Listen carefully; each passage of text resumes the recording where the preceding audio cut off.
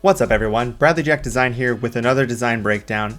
This time we're going to take a look at my Cristiano Ronaldo design I did for my series on the highest paid athletes of 2019. So I'm just going to dive right in and show you what it took to make this design. So let me hide all of the layers here and we'll just go through layer by layer and I'll show you what I did to make this design. So it all starts with a stadium background. So I found this photo of the stadium they play in, or a stadium they play in. I went ahead and photoshopped out a little bit of this pole here, so you can see there was this flag I photoshopped out a little bit. So if I open that up, you can see this is the original photo, and I even have some saved stuff on it. So I did a couple edits to this. I swapped out the sky because this sky's boring and this sky's better. So I cropped this sky out, and I actually added my name over here on the side. So there's this little space on there. So just a fun thing to do, just in case someone steals your design, is you hide your name in there so you can be like, hi, you photoshopped out my logo, but you didn't photoshop out where my name is clearly over here. So that's the base of the stadium. Then I duplicated it and just sort of duplicated the sky up here, and you can see it's done a little hastily, but with everything in front of it you can't tell. It just needed to fill in the space. And then at the bottom I added in my own individual grass, and you can see as well, you know, there's some spots here where I missed it, but it's getting covered with stuff, so it doesn't really matter. So I just have this sort of base background for the design. Then I have this flag on top of everything. So this is a flag that sort of mirrors what their flag looks like. For this, I actually just found this photo of a flag, made it black and white, and then using a displacement map, let me turn this back into layers and see if this breaks. I converted this whole thing to a smart object so I can use blend if.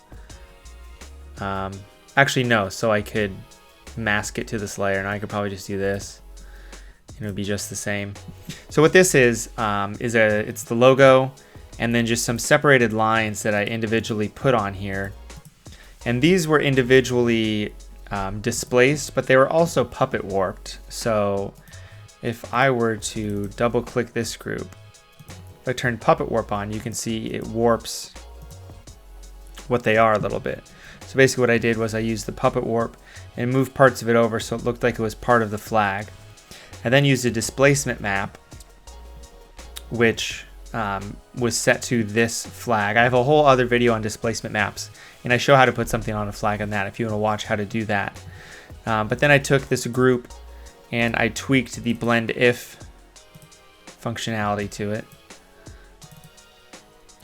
So I moved the underlying layer inward, I moved the darks inward and the lights inward a little bit, so you see the flag behind it. So basically it's going to blend in anything that's darker than this tab and lighter than this tab, and then blend everything into the other tab as well. So it gives a sort of realistic looking flag. So that is where we're at. So I've got this flag in the background, and then I did a couple little adjustments to it just to act as if there was light coming from the top left hand corner, which is what this is here. So this is just a little bit of a light coming from the top left hand corner, and then I put a gradient map on top of that just to turn it black and white. That's just how I like turning things black and white.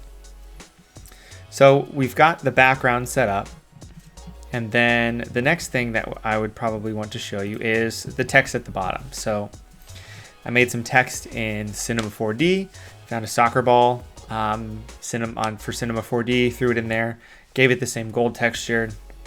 This has a little bit of a texture on the front. I duplicated that, set it to multiply at 40% to darken it up a little bit, add a little bit more contrast to it.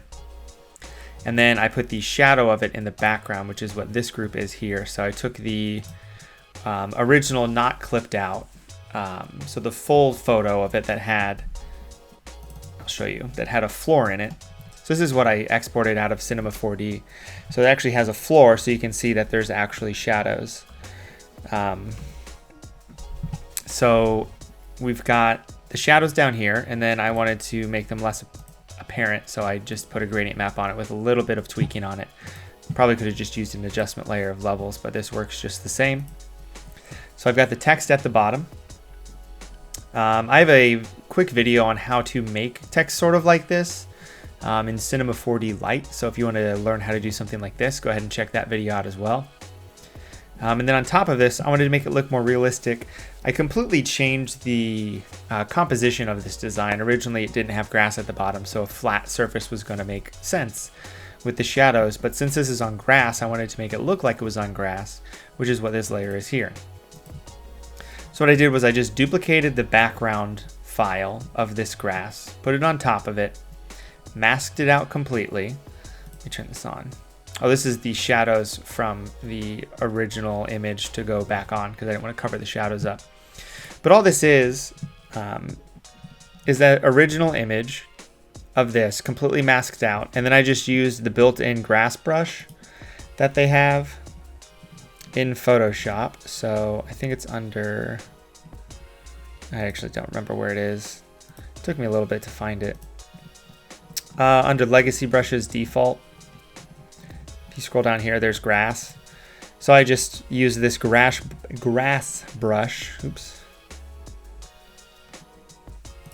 Yeah, I know. So here's the grass brush, and I basically just, clicked around like this towards the bottom, except what the grass brush does is it selects your foreground color and your background color and mixes them together. So if you want to make it completely dark, you need to make them both black or them both red. So they're both black right now, which means it's not going to paint anything because I'm painting in a layer mask. But if I make them both white, I gotta click the right thing, of course. There we go. And if I paint, it's making it 100% opaque and there's no other opacities with it. So then if I, paint this all out, it kind of looks like this part of the R is in the ground. So that's what I did to create the grass effect, which was fun to do using something that's just a default in Photoshop that you don't normally use every day. So we've got the text at the bottom here. Then I've got a photo of Cristiano Ronaldo jumping here. This is the original image. This is the edited image. So I went ahead and made some edits to this image. Used one of the Photoshop actions that I use for most of my designs, which are available in my shop. This is just the, I think, generic Bradley Jack design or Bradley Jack design 2. And then I used a path blur on this, as I do on most of my designs. And I drew a bunch of paths of where his limbs would be moving when he was jumping. So his arm's probably going this way, this one's going that way, and his feet are doing that. And I set the blur to 18. Then I masked that. And then I painted back in where I wanted the blur to be. So I only wanted the blur to be on his limbs, essentially, a little bit on his hips. But I wanted his jersey and his face to remain clean, so I only masked in specific areas. I then have a Cristiano Ronaldo on the left. And I've got his shadow beneath him. So that's the same photo as this, not clipped, just masked to the bottom area where his shadow would be, or where he would be touching the ground. Then I have a gradient map on top of that to make it black and white, and that's set to multiply. And then I've got a couple hue and saturation layers, a gradient map to turn his jersey. It's a little color cast. I turned it white. And then a little bit of a selective color just to play around with the color of his skin to match this here. And I basically just played around with the yellows in there, taking away some colors and adding some colors back. And then the same thing on the right. So I've got a Cristiano Ronaldo on the right, and I've got his shadow just like the other one. This one apparently is set to multiply, but it doesn't look like it is. Is this set to, well, that's peculiar. That's bizarre, because it doesn't look like it's set to multiply, but it is. Let me change this to darken or normal. Normal. Multiply. This is probably in a layer that has a, I don't know, oh well. So then I have a couple layers on top of that for hue and saturation to tweak some of the colors of him to match the skin tones a little bit. Same gradient map to turn his jersey completely white.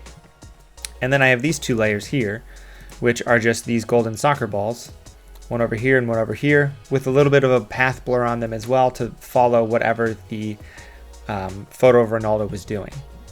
So I've got some Ronaldos with some golden soccer balls that he's kicking.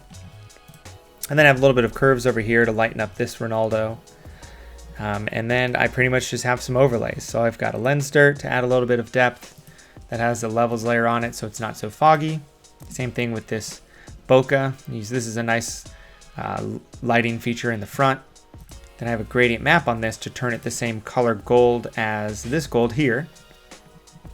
And then I have the same thing with this light with the same exact gradient map on top of that to turn it gold. And then I have a levels layer over everything to add more contrast to get rid of some of the fogginess. Just something I did because I thought it looked nice. And then I have some final edits. So I have, what I did here was then I saved this whole thing out as a JPEG, threw it back into the design, and I did these final edits to it. So I've got a lens correction, sharpened it up a bit, and a little bit of camera raw. The camera raw on this, I think I decreased the contrast and dehazed it a little bit, added a little bit of clarity. And this is just playing around.